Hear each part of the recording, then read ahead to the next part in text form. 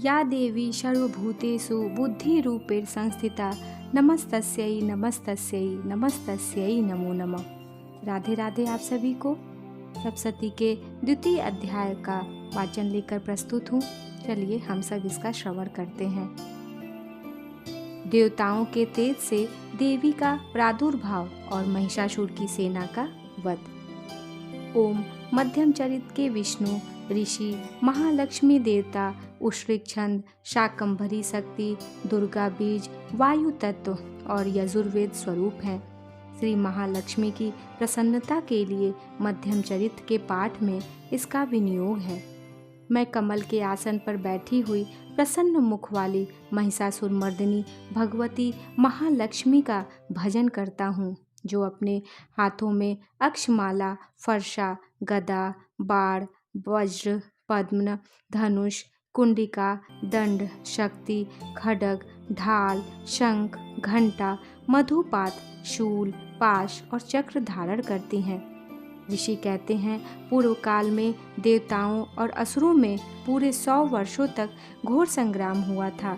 उसमें असुरों का स्वामी महिषासुर था और देवताओं के नायक इंद्र थे। उस युद्ध में देवताओं की सेना महाबली असुरों से परास्त हो गई। संपूर्ण देवताओं को जीतकर महिषासुर इंद्र बन बैठा। तब पराजित देवता प्रजापति ब्रह्मा जी को आगे करके उस स्थान पर गए जहां भगवान शंकर और विष्णु विराजमान थे। देवताओं ने महिषासुर के पराक्रम तथा अपनी पराजय का यथावत वृतांत उन दोनों देवेश्वरों से विस्तार पूर्वक कह सुनाया।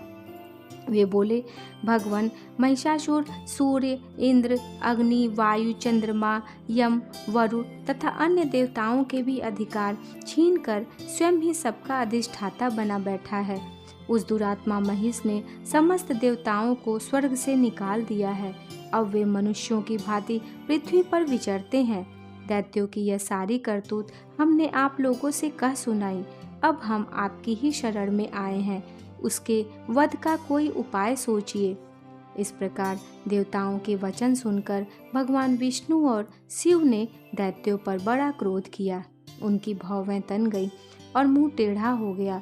तब अत्यंत कोप में भरे हुए चक्रपाणी श्री विष्णु के मुख से एक महान तेज प्रकट हुआ। इसी प्रकार ब्रह्मा, शंकर तथा इंद्र आदि अन्य देवताओं के शरीर से भी बड़ा भारी तेज निकला। वह सब मिलकर एक हो गया। महान तेज का वह पुंज जाजल्यमान पर्वत सा जान पड़ा। देवताओं ने देखा, वहां उसकी ज्वालाएं संपूर्ण दिशाओं में व्याप्त हो रही थीं। संपूर्ण देवताओं के शरीर से प्रकट हुए उस तेज की कहीं तुलना नहीं थी। एकत्रित होने पर वह एक नारी के रूप में परिणत हो गया और अपने प्रकाश से तीनों लोकों में व्याप्त जान पड़ा। भगवान शंकर का जो तेज था, उससे उस देवी का मुख प्रकट हुआ। यमराज के तेज से उसके सिर में बाल निकल आए। श्री विष्णु भगवान के तेज से उसकी भुजाएं उत्पन्न हुई। चंद्रमा के तेज से दोनों स्तनों का और इंद्र के तेज से मध्य भाग का प्रादुर्भाव हुआ। वरुण के तेज से जंघा और पिंडली तथा पृथ्वी के तेज से नितंब भाग प्रकट हुआ। ब्रह्मा के तेज से दोनों चरण और सूर्य के तेज से उनकी अंगुलियां हुई। वसुओं के तेज से हाथों की अंगुलियां और कुबेर के तेज से नासिका प्रकट हुई। उस देवी के दांत प्रजापति के तेज से और तीनों नेत्र अग्नि के तेज से प्रकट हुए थे। उसकी भौवें संध्या के और कान वायु के तेज से उत्पन्न हुए थे। इसी प्रकार अन्य देवताओं के तेज से भी उस कल्याणमयी देवी का आविर्भाव हुआ। तदंतर समस्त देवताओं के तेज पुंज से प्रकट हुई देवी को देखकर महिषासुर के सताए हुए देवता बहुत प्रसन्न हुए। पिनाकधारी भगवान शंकर ने अपने शूल से एक शूल निकाल कर उन्हें दिया। फिर भगवान विष्णु ने भी अपने चक्र से चक्र उत्पन्न करके भगवती को अर्पण किया। वरुण ने भी शंख भेंट किया। अग्नि ने उन्हें शक्ति दी और वायु ने धनुष तथा बाणों से भरे हुए 2 तरकस प्रदान किए। सहस्र नेत्रों वाले देवराज इंद्र ने अपने वज्र से वज्र उत्पन्न करके दिया और एरावत हाथी से उतार कर एक घंटा भी प्रदान किया। यमराज ने कालदंड से दंड, वरुण ने पाश, प्रजापति ने स्फटिकाक्ष की माला तथा ब्रह्मा जी ने कमंडलू भेंट किया। सूर्य ने देवी के समस्त रोमकूपों में अपनी किरणों का तेज भर दिया। काल ने उन्हें चमकती हुई ढाल और तलवार दी। क्षीर समुद्र ने उज्जवल हार तथा कभी जीर्ण न होने वाले 2 दिव्य वस्त्र भेंट किए। साथ ही उन्होंने दिव्य चूड़ामणि, 2 कुंडल, कड़े, उज्जवल अर्धचंद्र, सब बाहुओं के लिए केयूर, दोनों चरणों के लिए निर्मल नुपुर, गले की सुंदर हंसली और सब अंगुलियों में पहनने के लिए रत्नों की बनी अंगूठियां भी दी। विश्वकर्मा ने उन्हें अत्यंत निर्मल फरसा भेंट किया। साथ ही अनेक प्रकार के अस्त्र और अभेद्य कवच दिए। इनके सिवा मस्तक और वक्षस्थल पर धारण करने के लिए कभी न कुम्हलाने वाले कमलों की मालाएं दी। जलधि ने उन्हें सुंदर कमल का फूल भेंट किया। हिमालय ने सवारी के लिए सिंह तथा भांति भांति के रत्न समर्पित किए। धनाध्यक्ष कुबेर ने मधु से भरा पान पात्र दिया तथा संपूर्ण नागों के राजा शेष ने, जो इस पृथ्वी को धारण करते हैं, उन्हें बहुमूल्य मणियों से विभूषित नागहार भेंट दिया। इसी प्रकार अन्य देवताओं ने भी आभूषण और अस्त्र शस्त्र देकर देवी का सम्मान किया। तत्पश्चात उन्होंने बारंबार अट्टहास पूर्वक उच्च स्वर से गर्जना की। उनके भयंकर नाद से संपूर्ण आकाश गूंज उठा। देवी का वह अत्यंत उच्च स्वर से किया हुआ सिंहनाद कहीं समा न सका। आकाश उसके सामने लघु प्रतीत होने लगा। उससे बड़े जोर की प्रतिध्वनि हुई, जिससे संपूर्ण विश्व में हलचल मच गई और समुद्र कांप उठे। पृथ्वी डोलने लगी और समस्त पर्वत हिलने लगे। उस समय देवताओं ने अत्यंत प्रसन्नता के साथ सिंह वाहिनी भवानी से कहा, देवी तुम्हारी जय हो। साथ ही महर्षियों ने भक्ति भाव से विनम्र होकर उनका स्तवन किया। संपूर्ण त्रिलोकी को क्षोभग्रस्त देख दैत्यगण अपनी समस्त सेना को कवच आदि से सुसज्जित कर हाथों में हथियार ले सहसा उठकर खड़े हो गए। उस समय महिषासुर ने बड़े क्रोध में आकर कहा, आह, यह क्या हो रहा है। फिर वह संपूर्ण असुरों से घिरकर उस सिंहनाद की ओर लक्ष्य करके दौड़ा और आगे पहुंचकर उसने देवी को देखा, जो अपनी प्रभा से तीनों लोकों को प्रकाशित कर रही थी। उनके चरणों के भार से पृथ्वी दबी जा रही थी। माथे के मुकुट से आकाश में रेखा सी खींच रही थी तथा वे अपने धनुष की टंकार से 7 पातालों को क्षुब्ध किए देती थीं। देवी अपनी हजारों भुजाओं से संपूर्ण दिशाओं को आच्छादित करके खड़ी थी। तदंतर उनके साथ दैत्यों का युद्ध छिड़ गया। नाना प्रकार के अस्त्र शस्त्रों के प्रहार से संपूर्ण दिशाएं उद्भासित होने लगी। इक्षुर नामक महान असुर महिषासुर का सेना नायक था। वह देवी के साथ युद्ध करने लगा। अन्य दैत्यों की चतुरंगिनी सेना साथ लेकर चामर भी लड़ने लगा। 60,000 रथियों के साथ आकर उदग्र नामक महादैत्य ने लोहा लिया। 1 करोड़ रथियों को साथ लेकर महाहनु नामक दैत्य युद्ध करने लगा, जिसके रोएं तलवार के समान तीखे थे। वह असिलोमा नाम का महादैत्य 5 करोड़ रथी सैनिकों सहित युद्ध में आ डटा। 60 लाख रथियों से घिरा हुआ बाष्कल नामक दैत्य भी उस युद्ध भूमि में लड़ने लगा। परिवारित नामक राक्षस हाथी सवार और घुड़सवारों के अनेक दलों तथा 1 करोड़ रथियों की सेना लेकर युद्ध करने लगा। बिडाल नामक दैत्य 5 अरब रथियों से घिरकर लोहा लेने लगा। इनके अतिरिक्त और भी हजारों महादैत्य रथ, हाथी और घोड़ों की सेना साथ लेकर वहां देवी के साथ युद्ध करने लगे।